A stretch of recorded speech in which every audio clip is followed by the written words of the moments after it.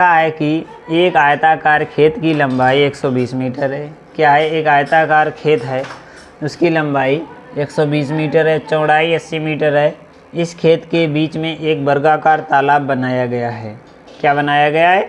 एक वर्गाकार तालाब बनाया गया है। यदि वर्गाकार तालाब का क्षेत्रफल 810 वर्ग मीटर है तो बचे हुए भाग का क्षेत्रफल ज्ञात कीजिए। जो बचा हुआ खेत है उसका क्षेत्रफल, ये इस पर चर्चा करते हुए हम आपको बताने का प्रयास करेंगे। सबसे पहले देखो क्या है, एक इस प्रकार का हमारा खेत बना हुआ है। कोई भी खेत मान लीजिए इस प्रकार का है, आयताकार है, जिसमें ये लंबाई है 120 मीटर और ये 80 मीटर। तो इसका आयत का क्षेत्रफल क्या होता है? सबसे पहले यहाँ पे लिखेंगे, यानी कि खेत का क्षेत्रफल। क्या लिखेंगे? खेत का क्षेत्रफल। तो आप लोग इसे समझ सकते हैं, लंबाई गुणे चौड़ाई सूत्र होता है, तो 120 गुणे 80 कर देंगे तो 12 8 96 हो जाएगा और 2 जीरो बढ़ जाएंगे, यानी कि 9600 वर्ग मीटर होगा। क्या? 9600 वर्ग मीटर इसका ये मात्रक होता है। अब इसका ये मिल गया। अब इसके अंदर बीच में क्या है, एक तालाब है वर्गाकार, इसकी 810 वो है इसका क्षेत्रफल। तो हम क्या करेंगे, इस वाले भाग को हमको इस वाले भाग का क्षेत्रफल बताना है क्या होगा। तो हम क्या करेंगे, 9600 माइनस 810 कितना बचेगा? तो जीरो का जीरो रहेगा, यहाँ होंगे 10, 10 से 9, फिर यहाँ पे 6 यानी कि 5, यहाँ से लाएंगे 15, 8 7 और 8, यानी कि 8790 इसका राइट आंसर हो जाएगा। कितना हो जाएगा? 8790 इसका राइट आंसर हो जाएगा। तो इसके लिए पहले ही ऑप्शन दिखाई दे रहा है आपको, 8790 वर्ग मीटर। बिल्कुल राइट ऑप्शन ए इसका होगा। कौन सा? ए ऑप्शन इसका बिल्कुल सही हो जाएगा। साथियों, आशा करते हैं ये भी प्रश्न आपको शानदार तरीके से समझ में आए होंगे। कुछ और इसके महत्वपूर्ण ऑप्शन दिए हैं, क्योंकि प्रत्येक प्रश्न के 4 ऑप्शन होते हैं, आप लोगों को मालूम है। तो यहाँ पे और ऑप्शन दिए हैं कितने, 900 वर्ग मीटर और 9120 वर्ग मीटर, उपरोक्त में कोई नहीं। तो इसके लिए ए ऑप्शन बिल्कुल सही था। इसी प्रकार हमारे जो प्रश्नों की श्रृंखला है वो लगातार चलेगी और इस पेपर में आपको 20 प्रश्न दिखाई देंगे, जो कि हमारे नवोदय विद्यालय में 20 प्रश्न पूछे जाते हैं मैथमेटिक्स के, बहुत ही शानदार सरल। और आप लोगों को कंटिन्यू लगातार यदि आप इसका प्रैक्टिस करते रहेंगे तो आपको कोई भी प्रश्न कठिन नहीं लगेगा, सरल लगेगा, क्योंकि इसमें हम लोग सभी प्रकार के प्रश्नों को जोड़ते हैं और आपके संभावित जो प्रश्न श्रृंखला आने की होती है तो उस पर भी हम चर्चा करते हुए आपको समझाने का प्रयास करते हैं। कुछ इसी प्रकार के हूबहू प्रश्न आते हैं आपके नवोदय विद्यालय में और आपको छोटी सा ट्रिक लगा के ध्यान से पढ़ते हुए आप पढ़ते रहेंगे तो 28 नवंबर को जब आपका पेपर होगा तो आपको कोई भी दिक्कत नहीं होगी, सारे प्रश्न आप हल करके आएंगे और आपका सिलेक्शन होने की संभावना लगभग 90% बढ़ जाएगी यदि आप हमारे साथ तैयारी करते रहेंगे नवोदय विद्यालय की। आपको क्या करना है, चैनल को सब्सक्राइब कर लेना है, वीडियो को लाइक और अपने साथियों के साथ शेयर भी करना है, क्योंकि कोई भी बच्चा इस प्रकार का हो और वो पढ़ना चाह रहा है, तैयारी करना चाह रहा है तो वो भी तैयारी कर सकता है। तो आइए साथियों अगले महत्वपूर्ण प्रश्न में चर्चा करेंगे और आपको बताने का प्रयास करेंगे।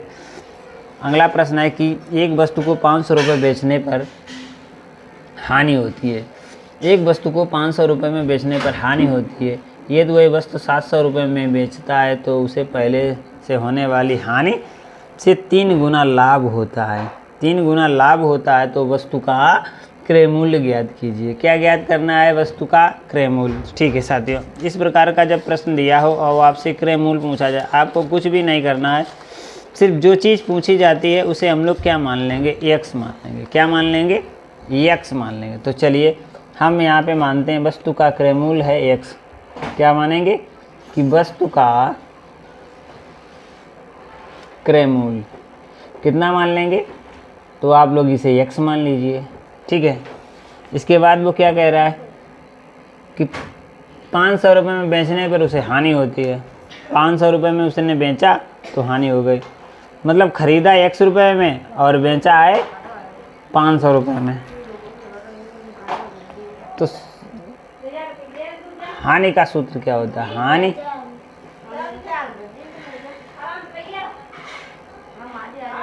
हानि किससे होती है? हानि को हम लोग क्या करते हैं, जब हमें हानि निकालनी होती है तो हम क्या करते हैं, क्रय मूल्य बड़ा होगा, क्रय मूल्य माइनस विक्रय मूल्य। पहले आपको ये मालूम होना चाहिए, ठीक है। हानि बराबर सूत्र होता है क्रय मूल्य माइनस विक्रय मूल्य। अब हमें क्या क्या दिया है, क्रय मूल्य दिया है, क्रय मूल्य हमने कितना मान लिया x, विक्रय मूल्य कितना है 500। क्लियर हो गया इतना। अब हमें दिया है लाभ, अब लाभ कितना है, क्या कह रहा है, दोबारा कह रहा है कि यदि वस्तु को 700 रुपये में बेचा जाता है तो दुकानदार को 700 रुपये में बेचा जाता है तो दुकानदारों को पहले से 3% लाभ होता है, 3 गुना लाभ होता है। तो लाभ बराबर होता है कि विक्रय मूल्य माइनस क्रय मूल्य, ये होता है लाभ का सूत्र। अब मान रख देंगे हम लोग, तो विक्रय मूल्य हमारा कितना है 700 माइनस क्रय मूल्य हमारा x है, तो लाभ कितना है, लाभ है x माइनस 700 और हानि कितनी है 700 माइनस x लाभ है और हानि है x माइनस 500, ठीक है।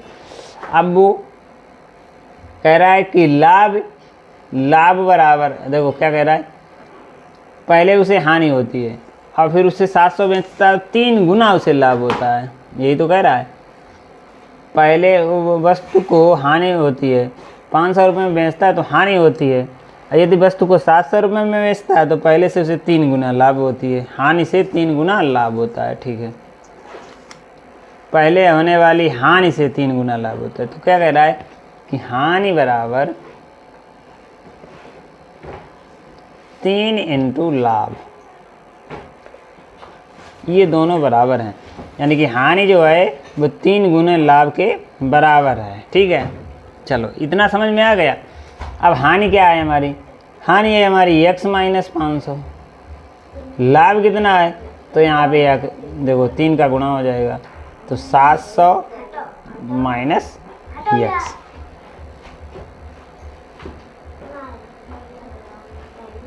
ठीक है। 3 गुना लाभ होता है हानि से।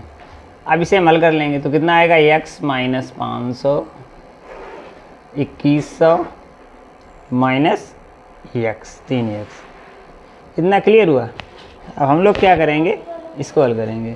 देखो ये माइनस का इधर जाएगा प्लस का हो जाएगा, तो ये हो जाएगा 4x, और ये इधर माइनस का इधर जाएगा तो प्लस का हो जाएगा। ये 2100 है, ये माइनस का इधर जाएगा तो प्लस का हो जाएगा 500, तो 4x बराबर हो जाएगा 21 मान 2600, तो x बराबर हो जाएगा 2600 बटे 4।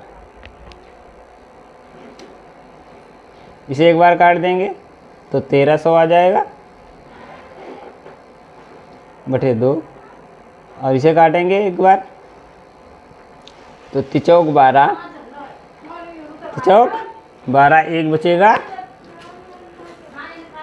नहीं 2 छंग 12 6 बार जाएगा, 2 छंग 12 और हासिल हो जाएगा 1, 2 पंचे 10 और 0, यानी कि 650 रुपये।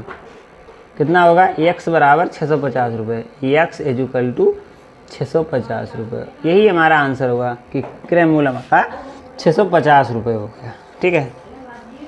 यहाँ पे दिया है डी ऑप्शन 650, तो हमारा कौन सा ऑप्शन सही हो जाएगा, 650। बस आपको क्या करना है, जो भी प्रश्न आए तो सिर्फ आपको देखना है कि ये पूछ क्या रहा है, तो घुमा के पूछेगा, सिर्फ आपको ये देखना है कि किस प्रकार से हमारा प्रश्न हल हो सकता है और इसका कौन सा ऑप्शन सही होगा, ठीक है।